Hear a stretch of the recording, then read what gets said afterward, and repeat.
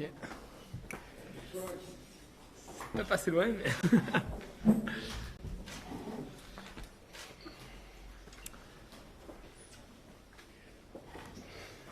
Bon ben bonjour à tous et bon ben voilà, ça n'a pas été le succès qu'on espérait, mais on a quand même beaucoup appris et en partie c'est en partie un succès puisqu'on est arrivé à parcourir la plus grande distance qu'on ait jamais parcourue en flyboarder. On a parcouru 20,2 km. Donc voilà, après la partie la plus complexe c'est vraiment le ravitaillement. Ça bougeait vraiment dans tous les sens et la plateforme se décalait vraiment de droite à gauche. Et du coup, il a fallu que je prenne un petit peu le rythme de ce balancement, en fait, de roulis. Et en fait, en approchant la plateforme, le bateau a monté une vague et ça a en fait décalé la barre à laquelle je m'accroche vers l'arrière. Et donc en fait, vu que la plateforme est pas très grande, en fait, donc au moment où j'approchais, ça a tapé dans le pied de la machine, qui a d'ailleurs cassé et ça m'a éjecté vers l'avant. Et donc je pense avoir eu le mauvais réflexe, j'aurais dû raccélérer et partir. Et j'ai essayé de me rattraper en fait à la barre et là en fait c'est parti en swing, droite, gauche, avant, arrière. Et donc encore un mauvais réflexe, j'ai pas relâché les gaz au bon moment et donc je suis tombé à l'eau. Donc voilà. Donc là, quand tu touches l'eau, tu te dis là, c'est dur de repartir. Ça anéantit toutes les possibilités de redécollage. Donc coup dur, mais bon, là, je suis déçu, ça c'est évident. Mais je dirais que je pense pas que Lou Berriot ait réussi à faire voler son avion du premier coup. Je veux dire, l'aviation est faite de gens qui ont eu des échecs et c'est en se relevant qu'on avance. Je veux dire, j'avais répété ça maintes et maintes fois, c'était vraiment un challenge extrêmement complexe pour nous et c'était pas une balade de santé et donc voilà, ben là, la preuve en est qu'on n'a pas réussi. Maintenant, bien sûr que on rentre demain à l'atelier et on repart pour retraverser. Sir, could you please tell us in English? First, how are you? Okay. What happened? Can you explain a bit what happened?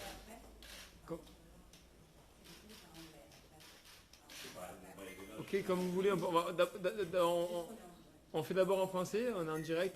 We do it first in English because we are live.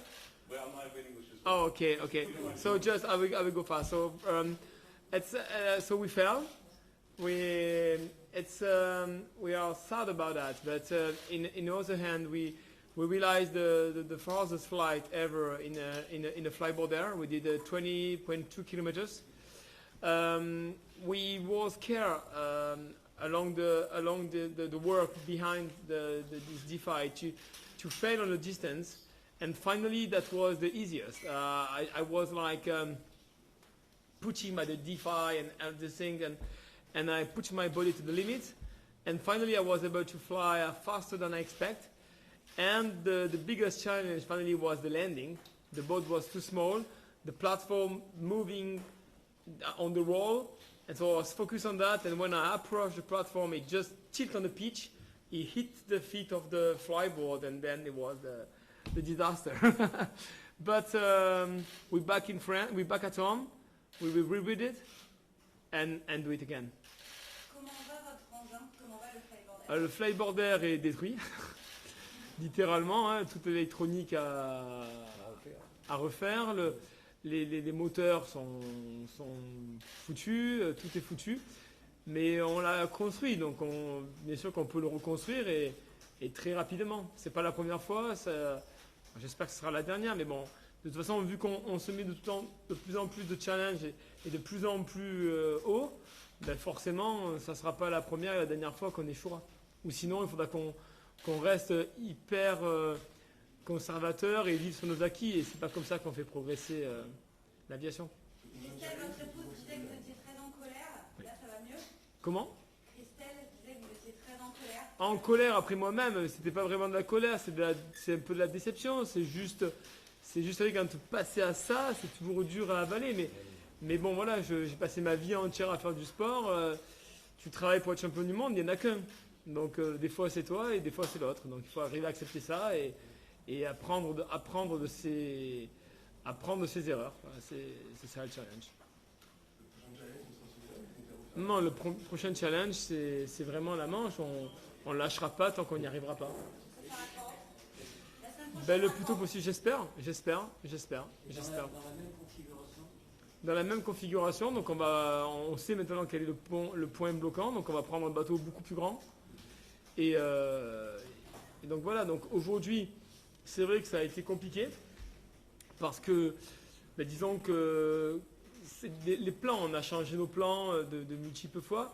Donc à la fin, finalement, en ayant vraiment apporté les bons éléments de sécurité et en ayant travaillé, on va dire, de façon étroite avec le cross greené et la préfecture maritime, on est arrivé finalement à avoir un avis favorable. Et en fait, je les remercie de tout le dispositif qu'ils ont mis en place. Enfin, il y a un dispositif de sécurité qui était extraordinaire, c'est ce qui permet que voilà, j'échoue, je chute dans l'eau et finalement je m'en sors avec une toute petite égratignure au coude.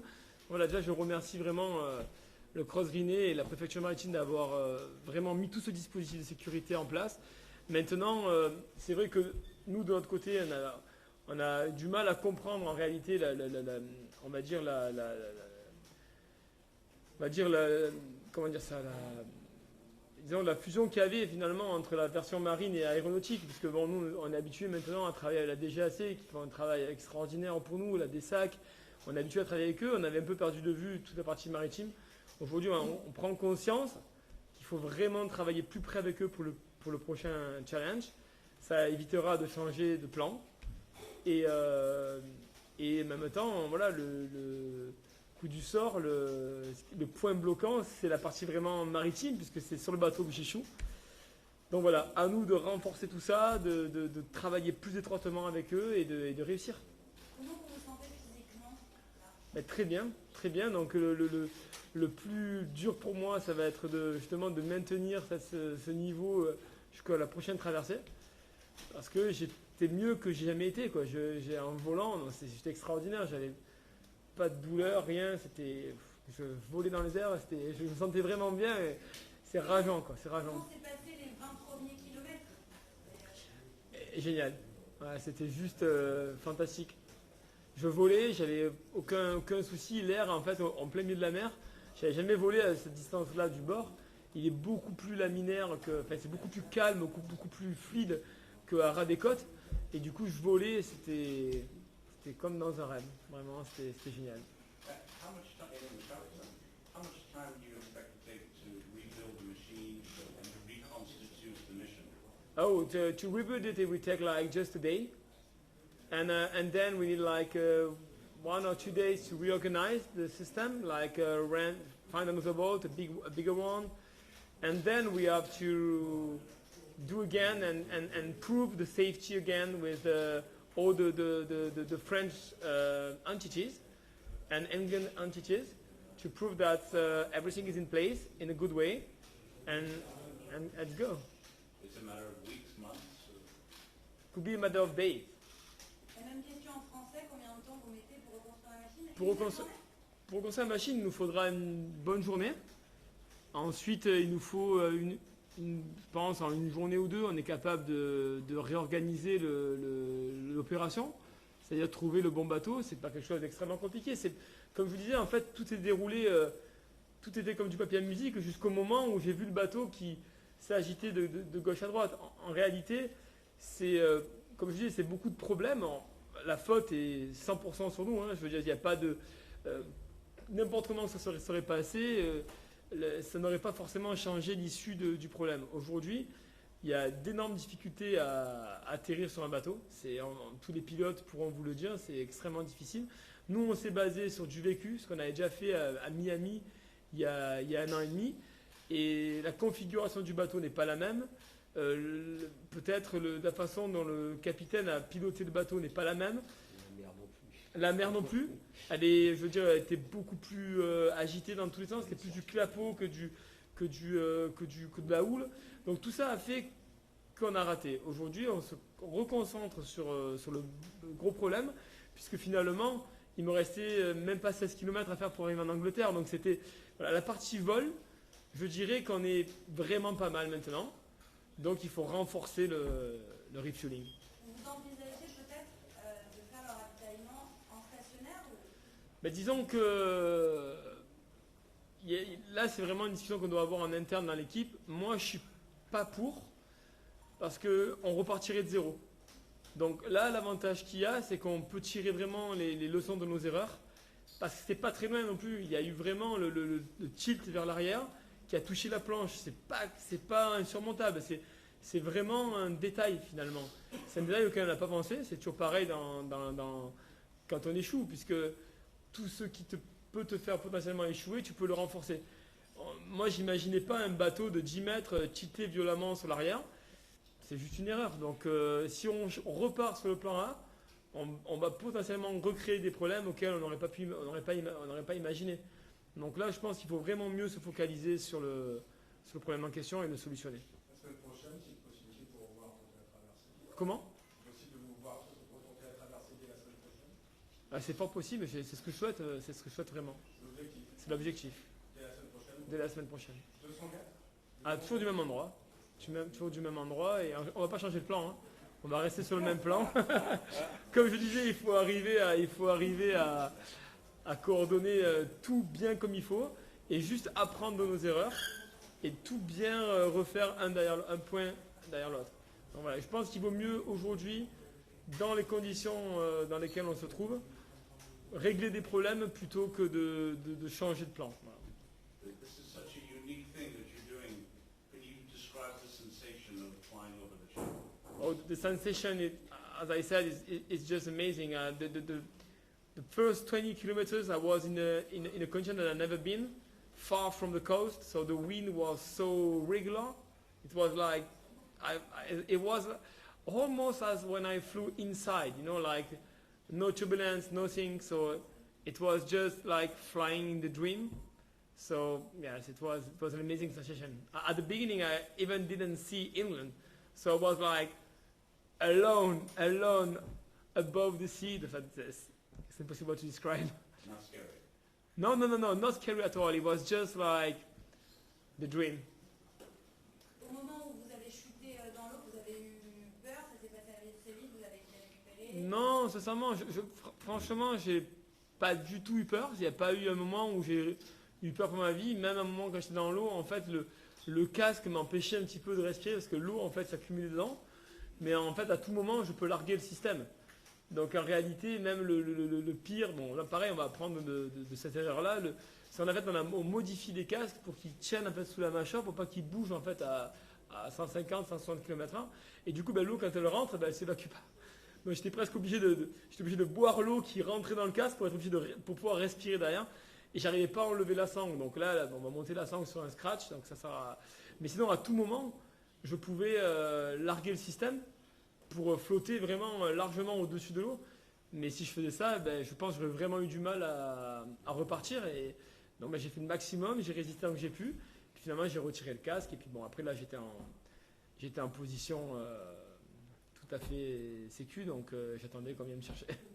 Au moment de l'approche du bateau, vous aviez en vue la zone de... En fait, j'ai vu un gros bateau à côté. Mais c'était pas finalement notre bateau d'atterrissage, c'était un dispositif de sécurité qu'avait mis en place la préfecture avec le cross Griné. Donc je l'ai vu ce bateau, puis finalement j'ai vu qu'il était beaucoup plus gros que l'abeille, il était beaucoup plus gros que votre bateau. Puis finalement j'ai regardé 100 mètres à côté. Et... Vous aviez en vue le but à atteindre? Ah non, du début, non, pas du tout. Au moment d'atteindre le bateau à l'intérieur. Vous voyez l'Angleterre ou pas? Ah, vous voyez, oui, c'était à côté, c'est ça que c'était rageant parce que c'était là, j'avais fait presque les 2/3 en fait. Donc l'Angleterre était là, c'est dur, ouais. Rageant. Vous êtes laissé couler à pic avec la machine pour la sauver? C'est bien ça qu'on... Non, pas du tout. En fait, j'ai un dispositif de flottabilité. Et en fait, il me permet de flotter, mais légèrement au-dessus de la surface. Et en fait, j'ai la tête qui est pas du tout complètement hors de l'eau. Plus le casque qui n'est pas fabriqué pour ça. C'est un casque de moto, donc il n'est pas fait pour s'immerger dans l'eau. Donc l'eau s'accumulait dans la mentonnière, en fait, parce qu'en plus on le modifie le casque, on crée un appui sous le menton. Et donc du coup, en fait oui, j'avais du mal à respirer, je respirais par intermittence, et j'essayais de pouvoir enlever le casque pour pas larguer la machine. Donc en fait, un simple clic au niveau du ventre et des jambes, je largue tout le matériel. Mais si je fais ça, c'est foutu. Donc voilà, j'essaie de résister un petit peu et tout s'est bien passé. Même mes amis m'ont sauvé aussi en même temps, et essayaient de me soulever, enlever le casque. Donc voilà, c'était un bon travail d'équipe. Tout s'est bien passé, sauf que j'étais déjà dans l'eau. Donc C'est éprouvant aussi pour le staff technique, pour la famille, pour votre épouse. je pense que c'est même plus dur pour eux que pour moi, puisque moi j'ai le bon rôle en fait. Je suis toujours dans l'action. Eux, ils sont dans l'action, puis après dans l'attente. Donc je pense que c'est plus dur pour eux que pour moi. Mais oui, en fait, c'est comme je disais, de toute façon, c'est un travail d'équipe. Il y a une personne qui traverse, mais il y a 20 personnes qui bossent, enfin 20 personnes de mon équipe, plus tous les autres derrière. Donc c'est vraiment c'est une aventure humaine, quoi, avant tout. Donc se poser sur un bateau, c'est quelque chose que vous n'avez pas à Miami. Qu'est-ce qui s'est passé à Miami? C'est quelque chose que vous aviez répété ou... C'est quelque chose qu'on n'a pas répété, c'est quelque chose qu'on avait déjà fait dans le passé.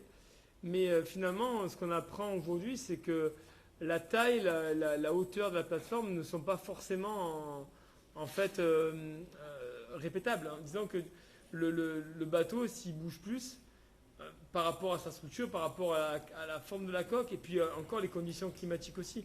La mer n'est pas la même. Donc, Alors par rapport au ravitaillement, parce qu'on met en cause le ravitaillement qui a été imposé par les autorités françaises sur le territoire anglais, demain sur la prochaine tentative, est-ce qu'on remet en cause ce ravitaillement? Est-ce qu'il a été une des causes par rapport aux inquiétudes de la distance, par rapport à la charge supplémentaire de carburant?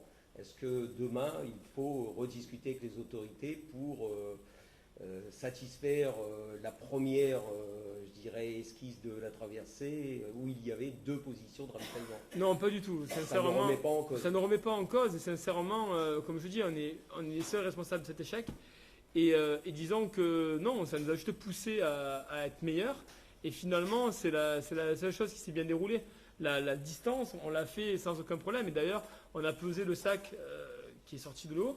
Et il y avait encore 10,5 kg de carburant. Donc on était large sur traversée. C'est pas du tout le point qui a été bloquant. Le point qui a été bloquant, c'est une mauvaise appréciation de notre part sur la difficulté d'atterrissage dans n'importe quelle condition. J'ai envie de dire qu'on a juste été finalement, je dirais même pas qu'on a été chanceux à Miami. C'est qu'à Miami, c'était vraiment différent. On a décollé depuis la plateforme et on y a atterri dessus.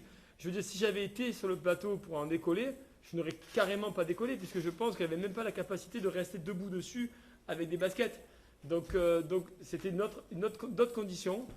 Et en réalité, c'est juste une mauvaise compréhension de l'environnement de notre part. En termes de vitesse, vous disiez, vous tabliez sur une vitesse moyenne de 140 km/h. Là, vous étiez à combien? Est-ce qu'il y a eu des pics? Là, j'étais entre 175 et 165. J'ai volé beaucoup plus vite que ce que j'étais capable de voler avant. Donc, c'était bien.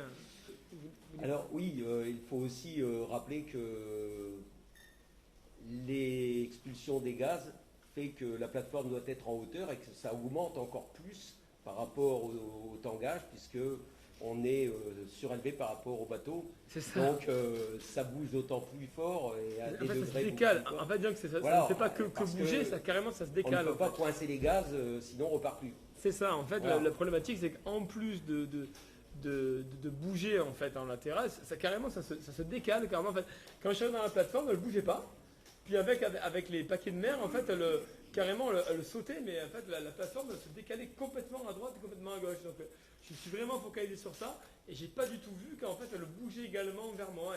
Et quand j'ai approché, tac, elle a tapé dans mon pied, quoi.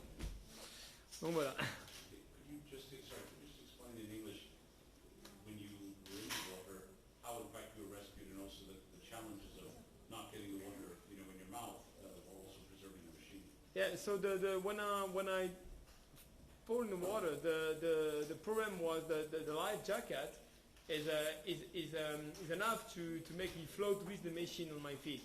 The problem is the helmet is not built in this way, and we, because it's not something that we expect every day, we didn't experienced that before, but we have to build a system that we can quickly release because the water goes in, and then the only way to be able to breathe was to drink the water in my helmet to be able to breathe again. But I did that to try to save the machine because the first option if I was in danger 1 second, if I feel really in danger, was to release the system. I can do that in every situation in few seconds.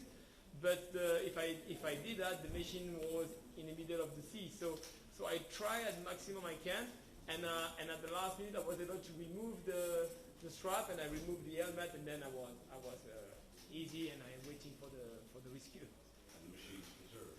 The machine preserved. The machine is damaged. The all electric is damaged. Certainly the bearing of the jet engines. Maybe we can get some crack in the turbine or the compressor wheel. We have to check. But it's the base is safe. You say you can rebuild it in a day.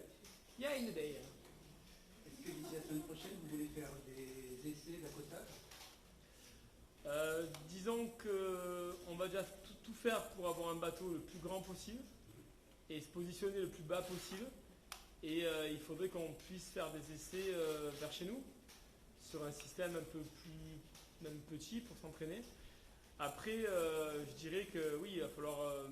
On n'a pas encore le plan exact pour vraiment focaliser notre attention sur ça, mais c'est ce qu'il faut qu'on fasse exactement. La préfecture maritime ne veut pas vous prêter la baille en Guyane.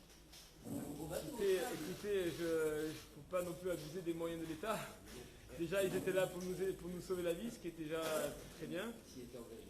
Maintenant, non. Maintenant, c'est pas. Je ne me permettrai même pas de demander. Si maintenant c'est le cas, c'est génial. Mais non, c'est à nous de mettre le dispositif en place pour réussir notre challenge. Merci beaucoup. Vous avez d'autres questions? Frankie, one last question. Yeah. S'il vous plaît, expliquez-nous encore en anglais le problème ce matin. Le- Just tell us the Oh, exact moment okay, when you okay. realized there was a problem So- in English. So this morning everything was just perfect. Everything was smooth. I was in the air flying over 170 kilometers per hour. So the timing was perfect. The condition was perfect. But I fell on the landing. So the boat was too small.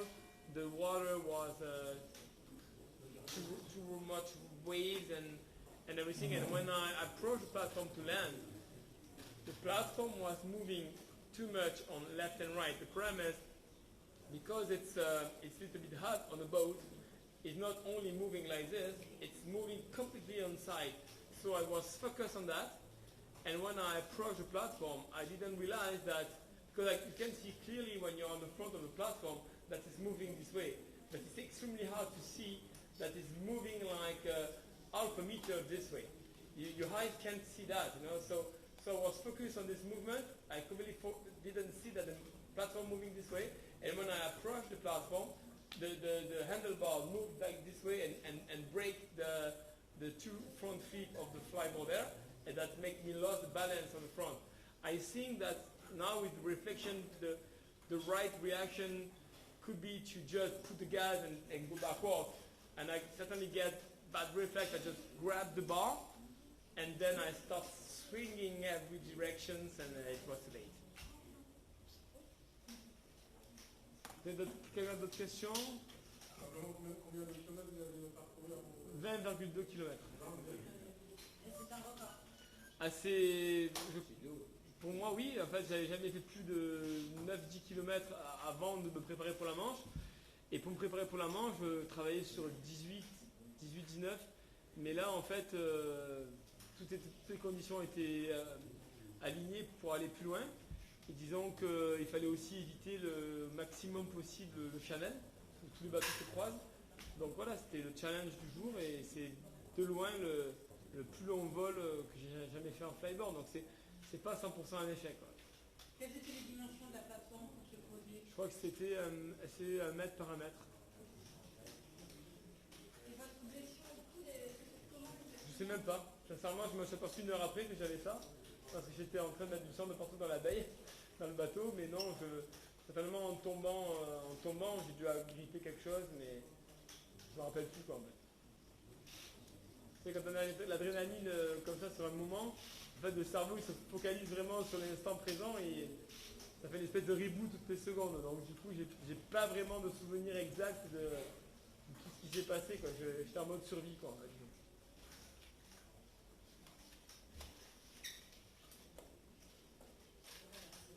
Pas d'autres questions? Super, bah écoutez, Ah ouais, merci beaucoup. moi, je vais remettre,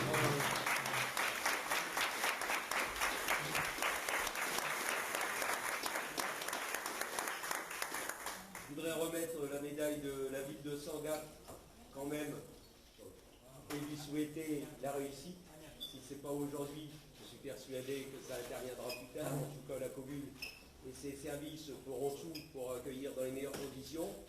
On aura plus de difficultés à cacher l'événement maintenant et il faudra prendre d'autres mesures de précaution autour de l'aire de départ. Donc je pense que ça nécessitera une fermeture totale de la voie publique parce que là, je pense que le public répondra présent. Il a été nombreux ce matin, même si ça a été maintenu dans la discrétion jusqu'au bout. On a été harcelés jusqu'aux dernières heures de la nuit pour savoir quand ça se passait ce matin.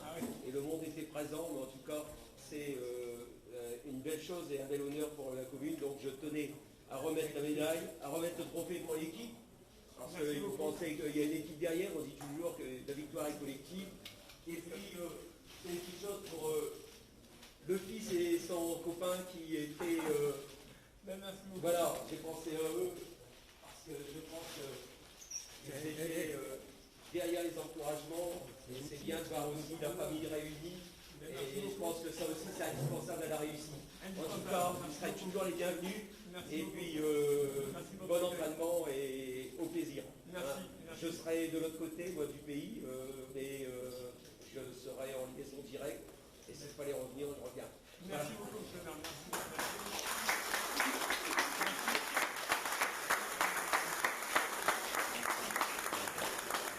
Merci beaucoup, puis rendez-vous pour la manche 2. La deuxième manche. Merci.